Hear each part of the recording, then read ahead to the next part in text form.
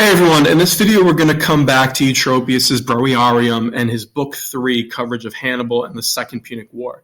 And specifically we're going to look at chapters 19 and 20, which is nearing the end of this narrative. So if you think of where we are in the Punic Wars, at this point we've been talking a lot about how the theaters of battle had kind of narrowed down to just Italy and Spain. In Italy, Hannibal is still in southern Italy. The Romans haven't been able to get him out of there or drive him off or defeat him in battle. We've had the return of Fabius and sort of the Fabian tactics of waiting Hannibal out, and they're just hoping that eventually he'll either run out of food, run out of supplies, or they can win the war in Africa, which is what's about to happen, right? That transition of opening up a new theater in North Africa, because like we said in Spain, this is where Scipio Africanus has come to prominence. He's got a lot of fame. His reputation has grown because he really defeated the Carthaginians. He kind of subdued a lot of the Spanish tribes, or got them at least to stop fighting for the side of Carthage. So things have been going really, really well in Spain. Italy, still kind of a toss-up. And the last thing we talked about was the return of Scipio Africanus to Italy. He comes back with all this glory, and they're going to set him loose on North Africa to try to finish off the war. So that's where we're picking up the narrative. So it starts with Q Caecilio L Valerio consulibus omnes civitates quae in Britis ab Hannibale tenebantur Romani se tradiderum. So you have an ablative absolute, right, which is a very common way of telling what year it is when you use the word consul, right? So you're saying Quintus Caecilius and Lucius Valerius being consuls is kind of how you can translate it, meaning when they were consuls.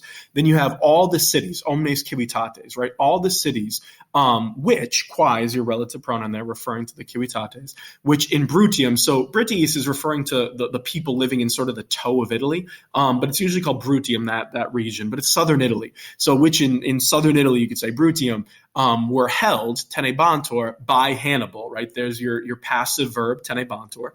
You're looking for an ablative, in this case, the ablative of agent. Ab Hannibale is telling you who was holding it. So you have all these cities which were being held by Hannibal. What did they do? The civitates tradiderant se, or se tradiderant. They handed themselves over, right? The se is the reflexive pronoun.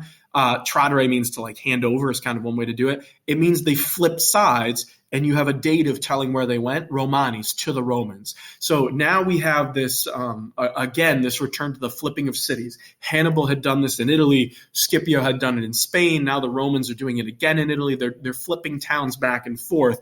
And at this point, it's saying that all these regions are coming back to the Roman side. These are regions that have a very strong Greek influence. They're not particularly, in love with the Romans. They didn't think they were going to win the war, which is kind of why they flipped sides to Hannibal. And this is really where Hannibal has been operating during the Second Punic War, particularly in the later part.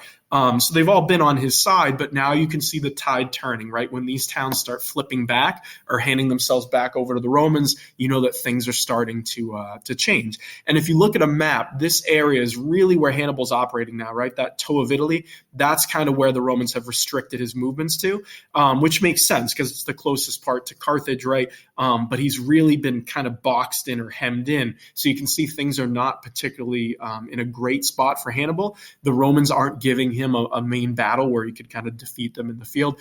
They're stalling and doing these Fabian tactics to try to get him to run out of supplies. So this is really where he is now. So then it continues, and you have anno quarto decimo poste aquam in Italiam Hannibal venerat. Scipio qui multa bene in Hispania egerat, consul est factus et in Africam missus. So you have another ablative of time, anno quarto decimo. So in the 14th year, right, literally the 4th and 10th year. Poste aquam just means like after, right? It's another afterwards. So after Hannibal had come, venerat, into Italy, right? So again, Eutropius is playing with a bunch of different ways to tell time. Sometimes he'll tell you the consul. Sometimes he'll tell you, what year it is based on when Hannibal had come into Italy. We've seen that a few times. So now he's doing that again. He's saying it's been 14 years. And the impact of that is to really, again, show you how long Hannibal has been here, right? 14 years is a very long time to be fighting this war. It really is hammering home that idea that it's been dragging, right? So it's been dragging for a long time. So the main part here, though, is Scipio, right? So it's Scipio, qui, who, right? Who had done agerat, right? That verb, again, we've seen it with the word race, right? Had done things, right? Is kind of it. Here it's going with multa, who had done many things. It's a substantive neuter adjective. Multa, remember when you have the adjective by itself and it's not describing a noun, it's usually substantive. More often than not, it'll be neuter, right? In this case, he had done many things, and he did them well, bene, in Hispania, in Spain. So it's a side note. It's a relative clause saying Scipio, who had done many things well in Spain, consul factus est. He was made consul, right? Factus est. So he was made consul, and Mises est. You have to imply the est here. Mises by itself looks like just a fourth principal part, but it is going with est. He was sent, right? It's perfect tense. Both these are perfect tense passive voice. So he was sent in Africa, into Africa. So this is what we kind of mentioned at the beginning of the video. This is where the Romans are finally taking the fight directly to the Carthaginians' home, right? They haven't been fighting in North Africa yet. The whole idea of the Second Punic War is Hannibal is fighting on the Romans' doorstep. Now the Romans are finally in a position where they can bring the fight right to Carthage, which is what they do. So they send their best general at the time, right? Scipio Africanus. He's going to be the one leading the army. So then you continue, and you have cui viro divinum quidam in esse existimabator, adeo ut para putaretor, etiam cum numinibus habere sermonem. So here we have an indirect statement, indirect discourse. So you start with this dative going with a compound verb, but you're really saying existimabator, right? It was judged is kind of one way to say it. So it was judged something quidam. So you can almost say like something divine, divinum quidam. So something divine was judged to be in this man or that man, cui viro. It's referring to Scipio, right? So it's saying something in this man was judged to be divine is kind of what you're getting at here. They thought he was semi-divine or part God, right? Because of all the things that he's done.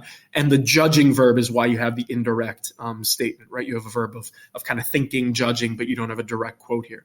So it was judged, and then you have a result clause. So much that, adeo, right? So much that he was thought, putaretor, right? There's your imperfect subjunctive, right? So you're saying he was thought to have habere, to have conversation, sermonem, right? To have like discourse, conversation kind of works here. Cum numinibus, with divinities, right? And etia means also that he also had conversations with divine spirits is kind of the idea. So it's a way of Eutropius is really highlighting here the fame that has come to Scipio Africanus because of all the things that he's done. And he was so young and he's doing so well in Spain. People start to think that he's part divine, right? And we mentioned it in a previous video, but he has that trick when he takes Carthago Noah, where he kind of makes the water, or seemingly makes the water recede because he knew the tide and the winds were coming in. These stories and all his success kind of make him like a very, very famous figure, and this semi-divine quality of him is really coming through. And that's what Eutropius is tapping into here, right? He's got this mythical quality to him at this point, right? Which is kind of part of his story and his success. And it's echoing, by the way, that sort of mystical, like rumor or thought that Hannibal had too, right? When Hannibal first came over the Alps and starts crushing the Romans, people are thinking of him in the same way, right? So it's another way of showing you that Hannibal and Scipio Africanus are set up on this collision course where they have to fight each other, right? This is going to be the big heavyweight battle because they are propped up as sort of equivalents to each other at this point, okay? Then you continue. You have is in Africa, contra Hannonem ducem afrorum pugnat exercitum eos interficit. So you have he, meaning Scipio. So he in Africa, right? So he in Africa against Hanno, a ducem afrorum, a leader of the Africans, meaning a Carthaginian general, pugnat, he fights. So it's talking about Scipio. So he goes to Spain and he fights against this general Hanno, right? And he kills interficit, right? He kills the exercitum, the army of him, meaning his army, Hanno's army. So it's talking about how Scipio, in his African campaign, he starts to have some success. And you can see a map of it here. He doesn't go right for Carthage. He kind of does what Hannibal had done in Italy. He goes to all the areas around Carthage, and he's got this like scorched earth tactic of, if I can destroy all the towns outside of Carthage that kind of supply it, I can erode support, and then we'll turn our attention to Carthage itself, right? But he lands near a town called Utica, and you can see it here. It's over the span of a year or two. And he's marching basically into the heartland of North Africa. He's going west, and he's winning, right, to start, right? He's defeating this Carthaginian general Hannibal. Then it continues, and you have secundo proelio castra capit, cum quator milibus et quingentis militibus, and then you have XI 11, milibus ocissus, okay? So in the second battle, it's just an ablative of time, right? Time when. In a second battle, he captures the camp, castra capit, right? He captures the camp with quator milibus, 4,000, literally 4,500 soldiers, right? Militibus. So he captures the camp. He's got 4,500 soldiers there that he captures, right? And you have the ablative absolute of 11,000 soldiers having been killed. So with 11,000s killed, ocissus, right? So after he killed all these people, then he captures the camp, and he takes these prisoners. Okay, so Scipio again is doing really well and scoring some early victories in his African campaign. Then you have Sifacem, Numidiae regem, quise afris conjuxerat, capit et castra eus invadet. So we have our first reference to Syphax, right? Who is a Numidian king, a regem Numidiae, right? The king of Numidia. So you have the verb at the sort of at the end is capit. So Scipio captures Syphax, the king of Numidia, who, meaning Syphax, who had joined himself, se conjuxerat, with the Africans, afris, right? You have the dative with the compound verb there. So this king, Syphax, I believe he actually switched sides from the Romans to the Carthaginians, but he had joined up with them, right? And now he's fighting against the Romans, and Scipio defeats him and captures him. And in Wadet, he attacks his camp, right? So he goes in and attacks the camp too. So Eutropius is kind of playing around with a couple different events here, but what he's referencing is probably the Battle of Utica, right, and the Battle of the Great Plains. So the Battle of Utica is an interesting one that I would encourage you to look up on your own, or any of these I would encourage you to look up, because it's showing you kind of, again, the strategy of Scipio in his African campaign. But the interesting thing about the Battle of Utica is, I believe at the time Scipio was besieging the city of Utica. The Carthaginian force, right, shows up with Syphax. And while they're camped at night, Scipio does an interesting tactic that I believe Livy mentions him doing this. That's kind of seen as maybe a little bit not the most honorable thing to do. But he's having peace conversations with the Carthaginians, and they seem to be not in very good faith. It's more like a delaying tactic. But he knows that the Carthaginian camp, the Numidian camp, is made out of flammable material. And so the story that Livy, and I think Polybius is the other one who tells us this, but I believe the story that Livy tells us is that at night, Scipio marches to the camp, and he basically lights the camp on fire while everyone's sleeping, and then he posts his soldiers to block the escape route. So all these Numidian and Carthaginian soldiers basically get burned alive in the middle of their night, and they're not ready to fight, and they basically get slaughtered. So it's not the most honorable thing to do. And I remember kind of reading about this the first time. I think it's kind of split on how we interpret this. It's either sort of a genius move or kind of a dishonorable one. But that's what Eutropius is referencing here when he's talking about the fight and capturing Syphax. The second battle is called usually the Battle of the Great Plains, and this is where I believe it's Scipio's lieutenant, Laelius, actually goes and hunts down Syphax. So there's two kind of events happening here, but at the end of the day, you should look them up, by the way, but at the end of the day, the outcome is the Numidians are scattered. He takes their king, and this is actually going to set up an interesting outcome, because later on it's going to allow the Romans to install their own king with Numidia, and it's going to lead to some interesting problems down the road that you could read about that are talked about in other sources. But for now, in terms of our story here, the Romans are doing pretty well. There's a couple battles referenced here, but they do take out the Numidian support of Carthage. And, again, Scipio is winning some early victories is kind of the idea. So now we continue on. You have Syphax, cum nobilissimus numidis et infinitis spoliis Romam a Scipione mititor rather. So Syphax, right, along with the most noble Numidians and you could say like infinite spoils, unending spoils, mititor, are sent right? He is sent, I guess you could say, to Rome. Romon, there's your accusative, right? Just showing place to which. So they're sent to Rome by Scipio. Again, you have a passive voice verb. You're looking for the ablative of agent. There it is. So Scipio sends Syphax as a prisoner, all these other prisoners, and a bunch of spoils back to Rome, right, in honor of this victory. Then you have quare audita omnis fere Italia Hannibalem deseret.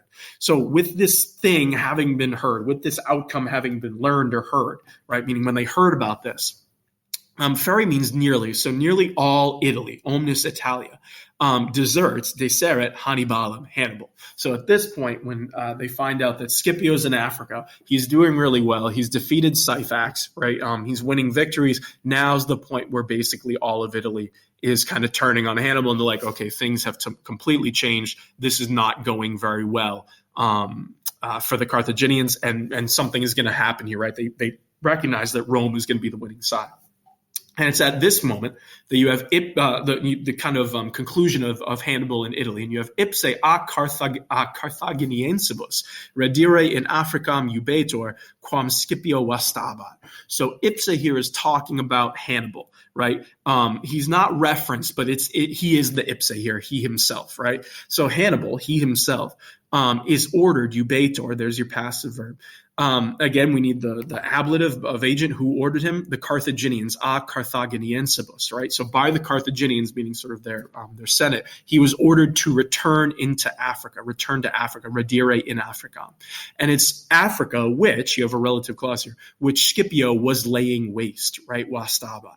So this is the point where the Carthaginians realize that Scipio is beating them. They need all their armies back. They can't afford to have Hannibal in Italy. And this is really an interesting moment that, again, Eutropius is kind of glossing over, but Hannibal has been there for a very long time, and Eutropius has mentioned this several times in his dating system, that Hannibal's been there for over a decade, right? And it's not anything that the Romans do to Hannibal that causes him to leave. It's the fact that the Carthaginians are not able to support him anymore, right? He can't stay in Italy. The Romans have done an interesting tactic. You can see what they've done. They're basically stalling and delaying Hannibal and kind of trapping him in Italy. They're not actually fighting him, and they force his hand by attacking North Africa. So Scipio's move in his African campaign forces Hannibal to have to leave, right? He has to go back and protect Carthage because he knows that at this point, if he doesn't, Carthage is going to lose. So they call him back. It's a really interesting moment. And again, I'd encourage you to read more about it, but you have to imagine Hannibal's kind of devastated at this point. He spent his whole career basically in Italy, lost a brother, all these things, and now he's getting called back, right? But in terms of the narrative, now we have the setup for these two leaders and generals to fight it out. Hannibal is coming back to North Africa. Scipio's already there. They're going to have to fight to see who wins. So hopefully this is making some sense, the Latin, right? There's nothing too crazy here. I think there was an indirect statement at one point. That's probably the only thing that might trip you up. So hopefully you're feeling pretty good about it. Make sure you're reading this, practice the vocab, go over any grammar that you get stuck on. But like I always tell you, the more you read it and the more you practice it, the better off you're going to be and the more comfortable you'll feel with it. If you have any questions at all, let me know. But otherwise, keep at it and good luck.